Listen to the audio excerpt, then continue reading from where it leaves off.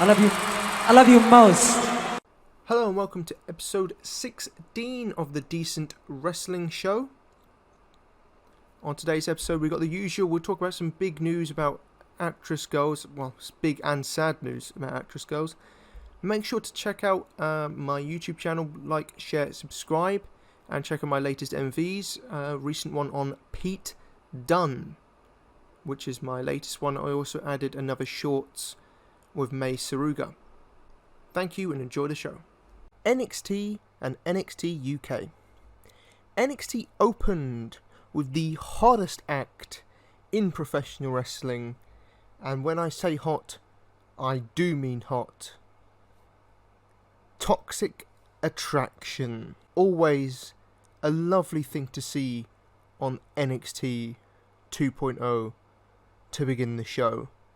You can't get any better than opening a show like that. They came out for their 6-woman tag to take on Io Shirai, Casey Catanzaro, and Kaden Carter. It was a pretty decent match, a bit sloppy at points, but it got its point across. 3 stars. It was fine. Looks like we're going to head to a possible Mandy Rose versus Io Shirai match in the future. And I would say in turn a JC Jane and Gigi Dolan versus Kaden and Casey match as well. MSK had another funny promo segment as they continue their journey to find the man behind MSK. Kaylee Ray took on Saray in a 3 1/4 match. It was a bit too short for my liking. They could have gone at least 3 or 4 more minutes. They only went about 5 minutes, but it was good for what it was. Either person winning could have gone either way, to be honest, but Kaylee Ray ended up winning the match. It does look like there could be a continuation of this, and it could also involve Toxic Attraction, Io, Casey and Kaden, and all those could go into the mix together. That leads me to the announcement that War Games is back on December the 5th. War Games, always going to be an amazing event. 2 War Games matches, men and female ones. It looks like it's going to be Toxic Attraction, maybe with Kaylee Ray taking on Io, Casey, Kaden and Saray maybe. And maybe one other member as a 5th on each. I'm not sure if they're going to do 4 and 4 or 5 and 5. And the male ones, well, it looks like the Bron Breakker and Ciampa feud is continuing. Bron Breakker cut another great promo about his tour in London. He's just a star. He is just a star. Bron and Ciampa as team captains on each side? Could be. But it'll be interesting to see their teams. The Creed brothers took on Jacket Time, which is Kushida and Ikemen Jiro. 3.5 stars. It's so much fun seeing the Creed brothers just throw people around. Just genuinely super entertaining to watch them do that. And Kushida actually really shined in this one as well. The Creed brothers did eventually win the match, pinning Ikemen Jiro. But very fun stuff. Odyssey Jones then came out after the match, as it looks like we're going to have a 6-man tag with the Creed brothers and Roderick Strong taking on Jacket Time and Odyssey Jones, which should be a fun match. It'll be super fun to see if the Creed brothers throwing Odyssey Jones around, a man of his size. That could be really fun. Andre Chase. Did somebody say Andre Chase? Back at his university, teaching another lesson, throwing another kid out of class. Always entertaining. Raquel Gonzalez interrupted a Toxic Attraction promo in the parking lot on her bike. Let Mandy Rose know that she's not finished with Mandy, but she just has something to get out of the way first, and that is that she wants to fight Dakota Kai. Before Dakota Kai could really respond, Cora Jade came from behind and attacked Dakota Kai, which continues, well, after last week's attack, it continues on from that, which is, well, good storytelling that Cora would still be upset about that, instead of just doing the old usual, oh, just forget about it, and then let friends like 3 weeks later. So, 3-way feud there seems to be going on, but I expect Raquel and Dakota possibly either in the War Games teams, or if not, a match at TakeOver, I would expect.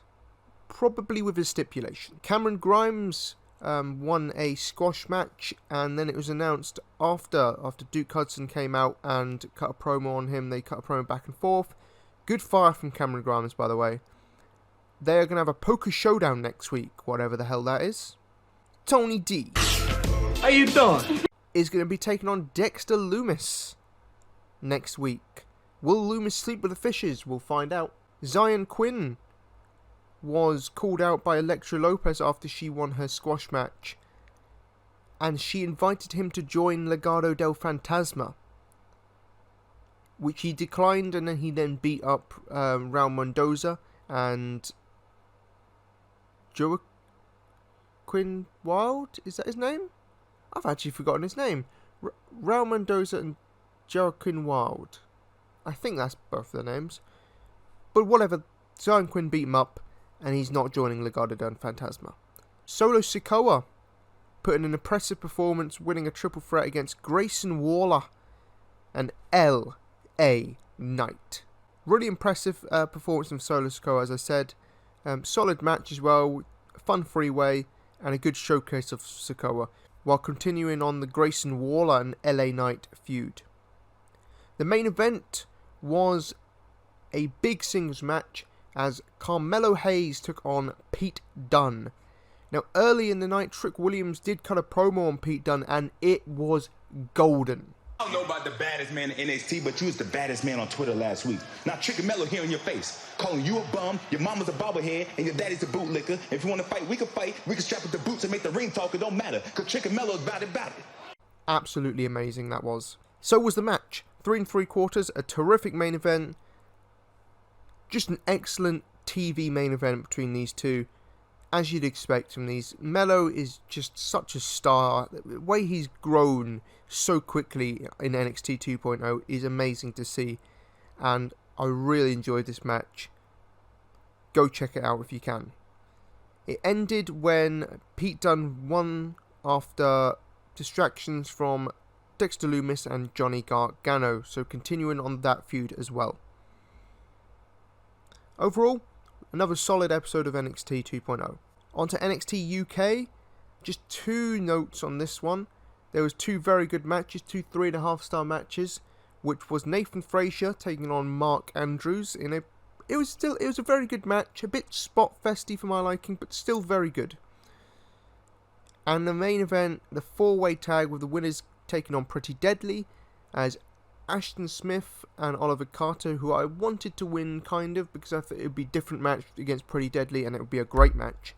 Taking on Jack Stars and Dave Mastiff, Symbiosis and Mustache Mountain in a chaotic main event. Bit sloppy at times, bit of a mess, but still quite fun, still a very good match. In the end, Mustache Mountain picked up the victory, and we're going to get Mustache Mountain versus Pretty Deadly 2. I'm hoping... this is not confirmed anywhere. I'm hoping there might be an NXT UK takeover, because I would love to see Ilya versus Rampage Brown and Mustache Mountain versus Pretty Deadly on a big stage, on a big takeover stage in front of a hot crowd. But if we get it on NXT UK TV, that's still fine. They'll still be given time and they'll space it out. But I would love to see that on one big show. So hopefully there's one in the works. 5 points of Smackdown. Number 1. Los Lotharios beat Shinsuke Nakamura and Rick Boogs. Pretty fun little match. Good win for Los Lotharios as they continue their momentum. I'm happy they're getting a push. One thing that did happen over the week is that they lost their names, so they're just Angel and Humberto. Now, Humberto Carrillo changing to Humberto, that's fine. But Angel Garza just to Angel?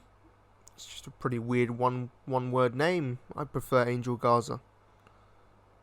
Number 2. There was a chaotic opening as the 5 women on the Survivor Series team were standing in the ring. Or Sasha Banks came out last. But then we saw Naomi come out, and she was not too happy about not being put on the team. It led to a brawl, and as there were 6 women, it led to a 6-woman tag. Very good opener. 3.5 stars. Very good performance. Especially from, I really want to see Natalya and Sasha Banks have a singles match. That would be killer. Like a big singles match as well. Aaliyah got a pretty good performance. She actually got a nice reaction from the crowd. She had a really good performance. She actually won the match. But as, well, she helped win it with Naomi and Sasha Banks. Sonya Deville was not happy about Naomi winning. So in punishment, she removed Aaliyah from the team. We don't know who will be taking her spot. But then Mustafa Ali tried to give her some advice, but Ricochet stopped him from doing so. So continue on Ricochet and Mustafa Ali's feud. Number 3, Toni Storm finally appeared on Smackdown, interrupting a Charlotte Flair promo. Charlotte Flair promo was actually pretty decent on Becky Lynch, as that's her opponent in the Survivor Series. And Toni Storm wanted a title match with Charlotte, which Charlotte declined, which means that will happen in a few weeks probably. Could Toni Storm win the SmackDown Women's Championship? I highly doubt it, but never say never.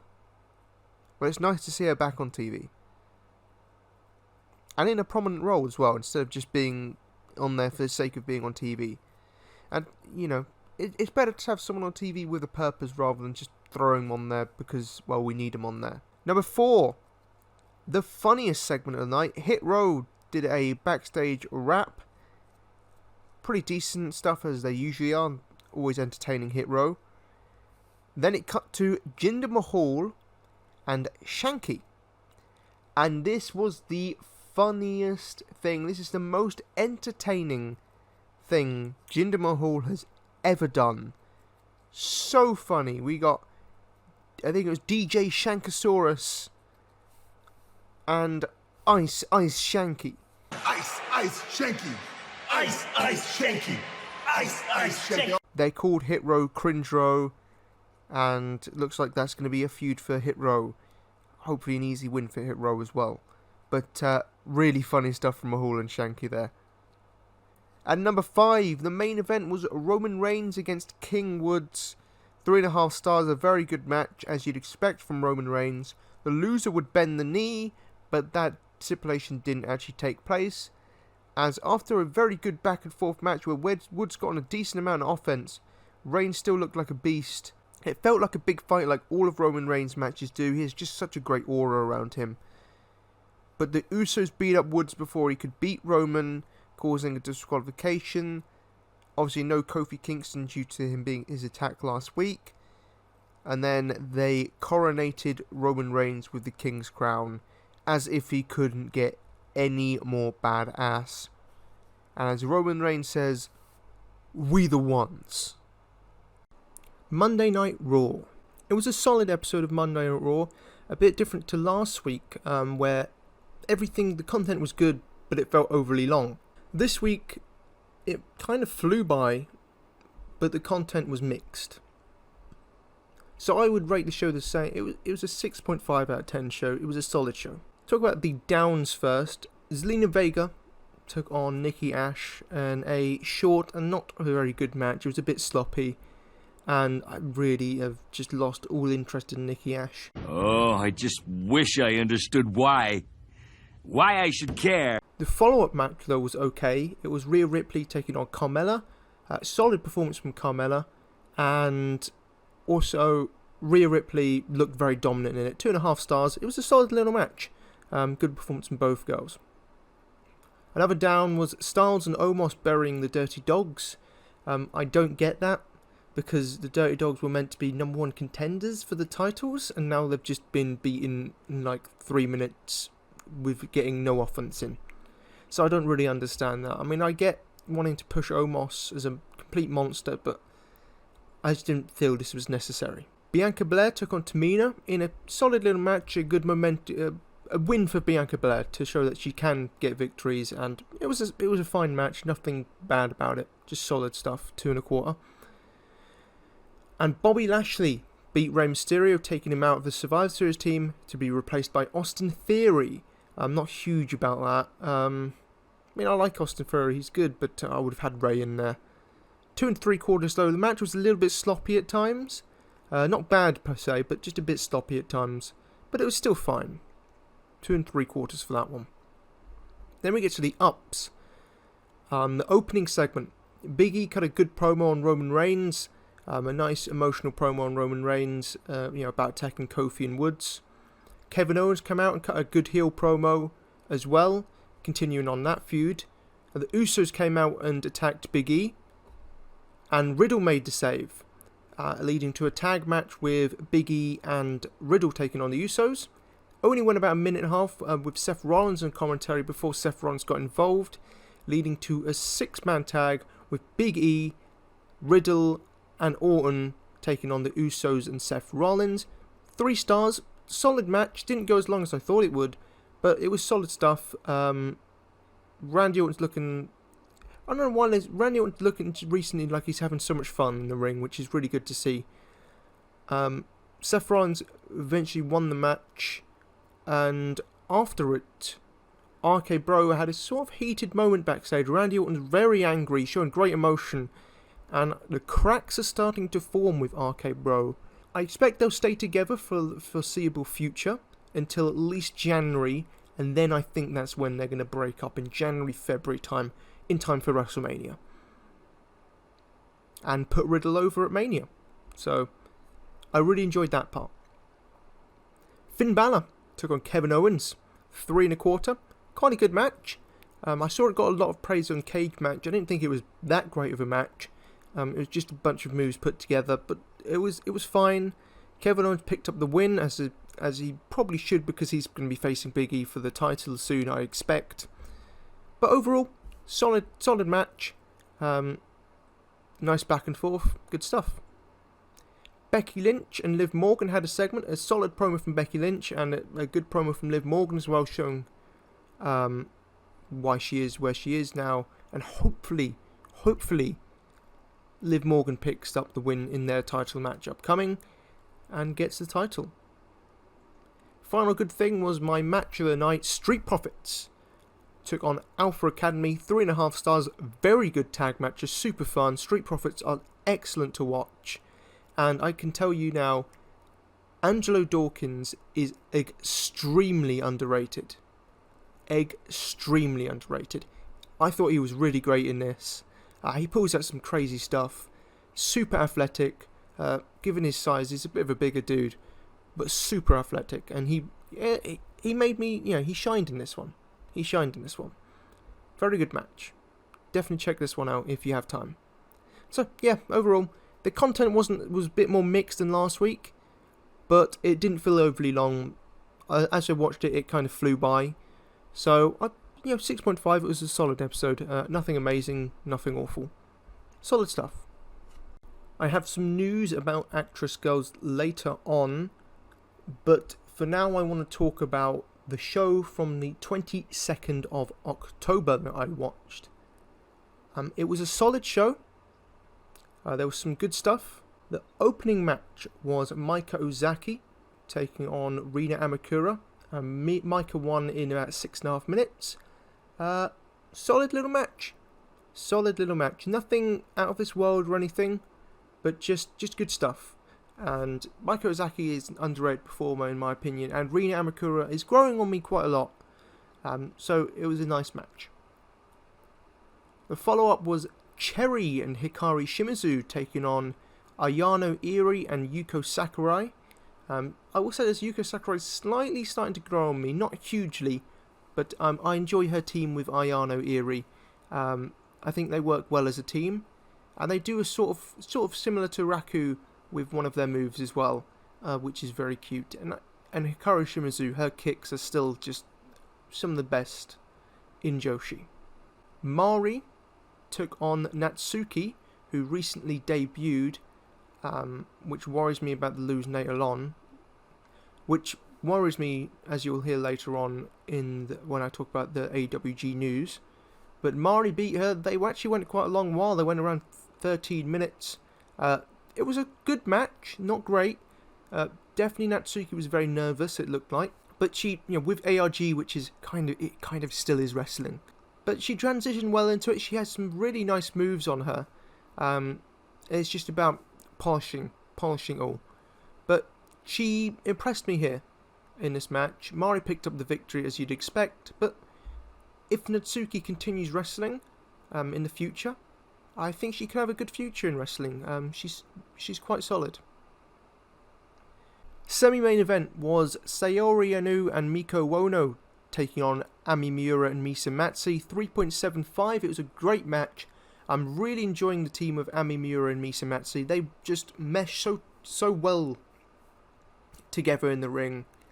Phenomenal team. They have a title match on the 5th of December against Kakeru Sakaguchi and Miko Ono, which should be an absolutely amazing match. I'll be rooting for Ami and Misa, two of my favourites. Misa Matsu is actually one of my favourite Joshis in the world. It was really nice to see Sayori back in Actress Girls for a Night, and Miko Ono, someone I think I've overlooked myself. I've sort of passed her off as a decent wrestler, but she's actually really, really good. But a really great match that I definitely recommend you should check out. Then the main event, 3.5 stars, another very good match as Kakeru Sakaguchi and Nokia took on Mi and Saki. Mi and Saki worked really well as a team as well.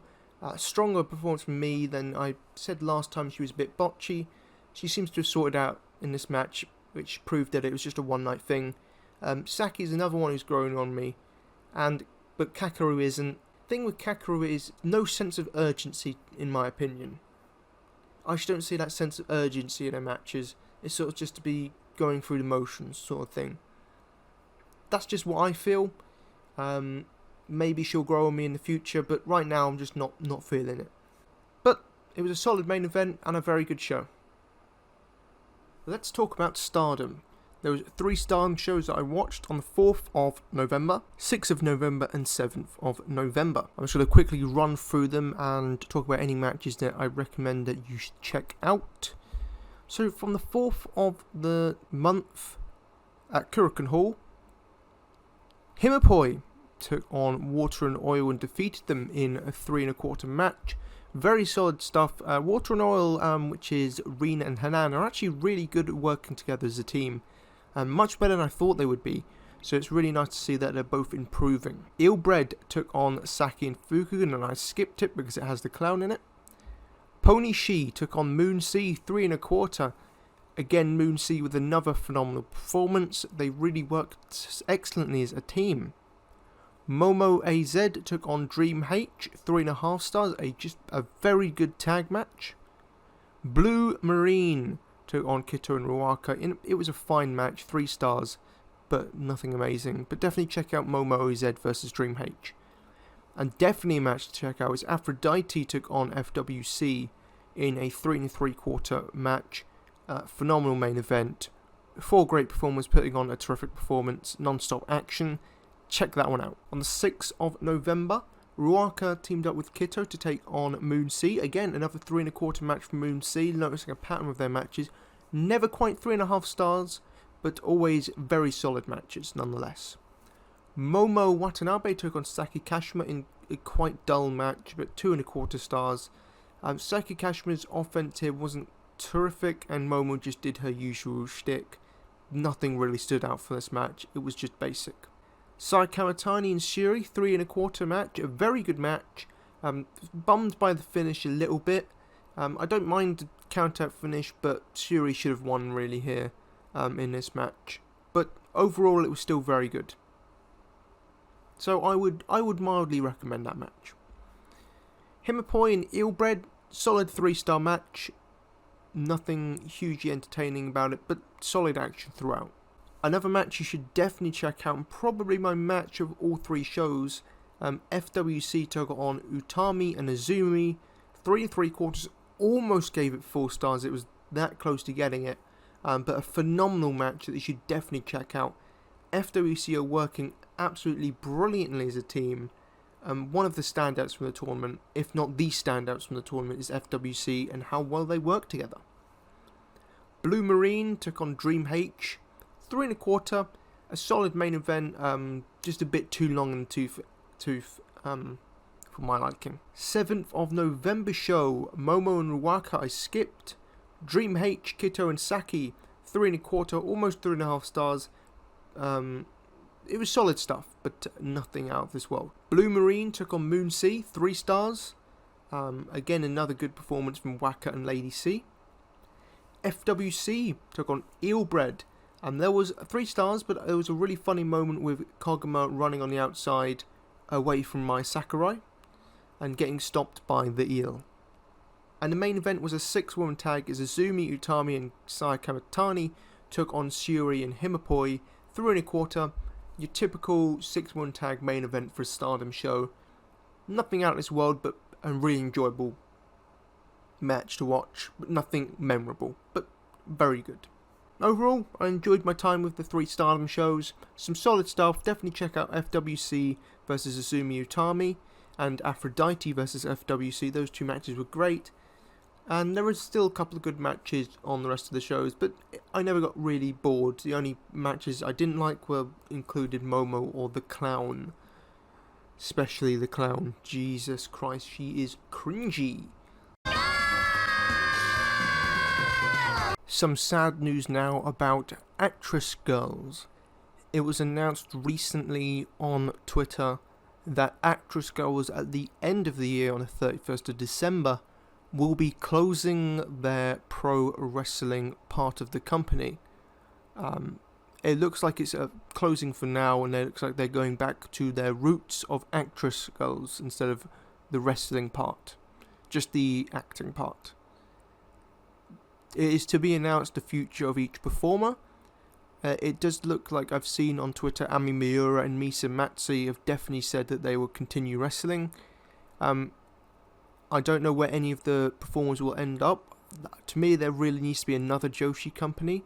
Unless they all go to Stardom and Stardom does what Rossi said he wanted to do. He said in an interview that recently that at one point he'd like to split the roster into 2. Which I think would be a cool idea, and then you can always mix them all up every quarter and continue to get fresh, new and exciting matches. Because, eventually, with the same roster for years and years, it starts to get a bit stale, seeing the same matches over and over and over again. So I would like, that would be cool, but there's other destinations they could go. TJPW would also be a really cool destination for a lot of the talent. Gambare Pro would also be a really nice destination as they continue to grow their Joshi roster. Gleet could be another place as they try to grow their Joshi roster. Marvelous and Sendai Girls also are options. Selfishly, I'm hoping not Ice Ribbon because it's very hard to access all of Ice Ribbon's shows without being rich or waiting 8 months for it to be uploaded on Nico Pro, or stuff like Pro Wrestling Wave where you literally can't find anything other than maybe one show every 2 or 3 months. But I'm wishing for the best for all the Actress Girls talent. They had so much great talent, from Misa Matsui to Ami Miura to Momo Kogo, Momo Tani, Ayano Iri, Ayumi Hayashi, Miyuki Takase, Miko Ono, Tei Honma. So much amazing talent all in one promotion, and it's so sad to see it just end out of nowhere abruptly like this. Hopefully one day it will return in the future, but just very sad news. But wishing them all the best, and hopefully all the wrestlers land on their feet. Appreciation Corner, Yuna Manase. So this week I asked my audience of Twitter followers, what is it about Yuna Manase that makes you a fan? What do you love about Yuna-san? And the great thing is that Yuna Manase quote tweeted it and responded to this. I'm really glad to have met you all. Thank you so much. With emoji of the world and some love hearts and sparkles. So it's really good that Yuna Manase got to see all the nice positive comments about her, and let's get right into it. Her charisma, her looks, her trajectory, she's just a girl who you can connect with. That is very truthful with Yuna Manase, is she's very relatable with her personality, just someone you can really get behind. Next comment. That never give up attitude and a lovely, beautiful person. It's hard not to cheer for Yuna. Exactly. Beauty on the outside and the inside. Next comment. Extremely underrated, unique, very beautiful, and a badass. That's correct for Yuna Manase. Very beautiful and a badass. Next comment. How funny and charismatic she can be, and how much she seems to really love her fans. Plus, she's a really amazing wrestler and super pretty. Again, all correct. Super charismatic is Yuna Manase. Just someone you love to cheer for. She's super kind to her fans. And on top of that, she's a superb wrestler. Next comment. She is underrated. I love to see her, and she is so kind to her fans. Again, much in vain of the other comments. Very correct. Next comment. 1. Incredible wrestler. Correct. 2. Always positive. Correct. 3. Interact with her fans. Correct. 4. Very funny and not afraid to laugh at herself. Correct. 5. She's comfortable in her own skin. She is an amazing role model, especially young girls, showing them how to love themselves just how they are. That's correct. Yuna Manase is a great role model for young people. Just always positive, and just a great example of, you know, how to stay positive and be a wonderful person. Final comment from one of her biggest fans. Yuna is not only underrated as a wrestler, but also as a trainer. Then there's her charisma, her joyful personality, her kindness, the ability to be cute and beautiful at once, the fact that she's proud of being body positive, plus she's as beautiful on the inside as she is on the outside. Couldn't have said it better myself. Yuna Manase is one of those talents that is just an absolute joy to watch perform. Always putting on quality matches. This year especially, she's had some amazing matches since coming to Ganbare Pro. Just a super awesome wrestler to follow online as well. Super nice to her fans. Always thankful for any support that she's given. And she gives back the kindness that she's given. She treats her fans how her fans treat her, with a nice level of respect and happiness. And it's really beautiful to see. And of course, on top of that, Yuna Manase, absolutely gorgeous person on the inside and the outside as well.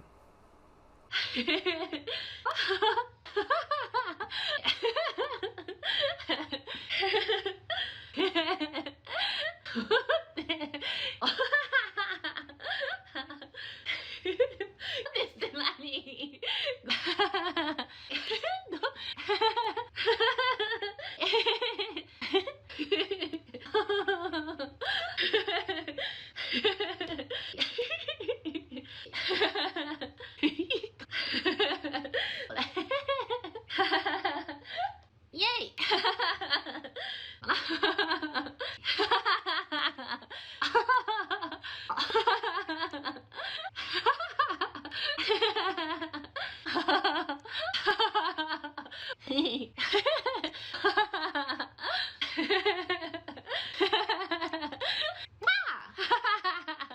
Question time.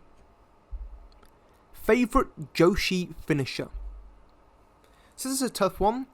There is definitely a lot of great Joshi finishers out there. But to me, one that really stood out, I mean, I love Julia's Glorious Driver. I think that looks pretty damn cool. Starlight Kid's Moonsault is very good. Same with Io Shirai's Moonsault, which is absolutely gorgeous. But the one that really stood out to me was now Kakuta's finisher, which is the TKO's finisher. I just think that looks absolutely sick. And it's not pulled out enough. Like, I was looking for clips of it when making my TGPW video, and she's hit it on Endo Ariso 3 times, and then maybe once other than that. It's very rare that she hits it. She doesn't really win that many matches on her own. But hopefully we'll see it more in the future, because I think it's a super cool looking move. and I would say currently it's my favourite move, unless I'm, missing one. Yuna Manase has a nice finisher, so does Tsukasa Fujimoto. Of course, you got the skull kick from Miyu Yamashita, which is, brutal looking. I'm sure you have a bunch of other finishers that I'm forgetting, but I'm going to say now Kakuta's really stands out to me. That's the first one I thought of. Favourite MV you've ever made? So while looking at this, there's 5 that really stand out to me. I'm not a huge fan of all of my work, to be honest, or most of it really, but there's a few that really stand out to me that mean a lot. So, Tio Man, the Icy's Everything, to me that came out really good. I know Tio Man retweeted it, which was a really cool moment, but just the movie look at the start, really, I was super proud of that. And I thought that turned out really well. Of course, I feel like I could do better with it, but overall, I'm satisfied with that MV. I am Teoman, the eye sees everything. Family's happy, I'm happy. I said nothing is more important than family. I will stop at nothing. Family is always one. Julia, New Era, was another one I was super proud of, because it wasn't really a song you would normally pick for a Joshi MV or for Julia specifically, but I just felt it really worked. The song was Yellow Wolf, Row Your Boat, and I just thought the chorus really suited Julia at the time, with this sort of attitude of not caring what the elder stateswomen of wrestling and Joshi wrestling think about her, and that she's going to do it on her own. She's not going to listen to them, and she's going to make the new generation successful whether they like it or not. Which, it really suited her attitude, that song did, so that's why I picked it. Even if the whole world knows I don't give a damn about what they think. I don't have to stand up to your gun. I don't have to sit down when you say, tell me I'm overboard. The truth is you just wanna see me sing. If there's any room left on that ship, you don't have to save any room for me, 'cause I got my own ball. Kairi Sane, GOAT, greatest of all time. Probably the first MV that I absolutely loved that I made, and honestly, it's probably one of my proudest works. It's something I can still watch to this day and be happy that I created. It's sad that Kairi has never seen it, but it is what it is. I thought I did a really good job with it. Never quit to the finish line. You always win with your head held high. Your legend will never die. You're the greatest that ever I will never forget this. Senna Shiori, Forever Our Hero. Of course, Senna means a lot to me, and his final MV for her meant a lot to me. So I thought I did a great job with a farewell to Senna Shiori's wrestling career for now.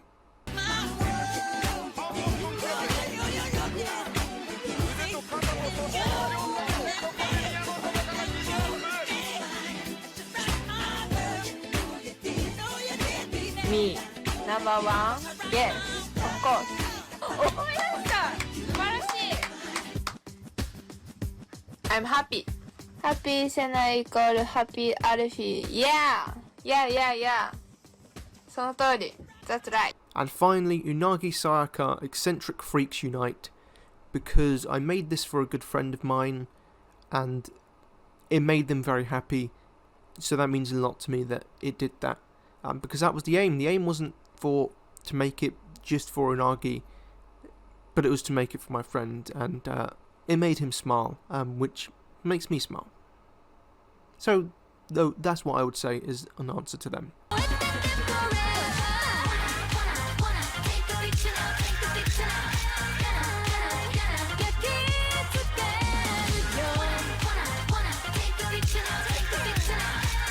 Favourite wrestling storyline for the year?